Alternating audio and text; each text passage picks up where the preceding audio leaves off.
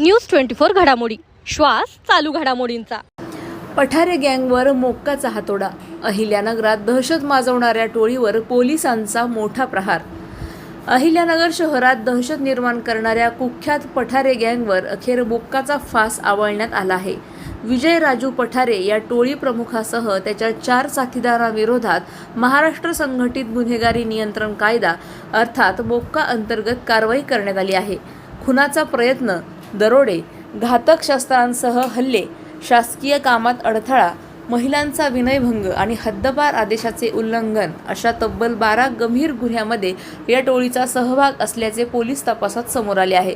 तोफखाना police ठाण्याने सादर केलेल्या प्रस्तावाला नाशिक परिक्षेत्राच्या विशेष पोलीस महानिरीक्षकांनी मंजुरी दिल्यानंतर ही मोठी कारवाई करण्यात आली। शहरात दहशतीचे साम्राज्य निर्माण करणाऱ्या गुन्हेगारांविरोधात पोलिसांचा हा मोठा प्रहार मानला जात आहे। दरम्यान भविष्यातही संघटित गुन्हेगारी करणाऱ्या सराईत आरोपींवर मोक्का अंतर्गत कठोर कारवाई केली जाईल असा इशारा पोलीस प्रशासनाने दिला आहे। प्रतिनिधी स्वामी गोसावी, न्यूज 24 घडामोडी, अहिल्यानगर। अशाच बातम्यांचा आढावा घेण्यासाठी आजच आपल्या YouTube चॅनलला सबस्क्राईब करा। बातमी आवडल्यास लाईक करा आणि इतरांपर्यंत शेअर करा।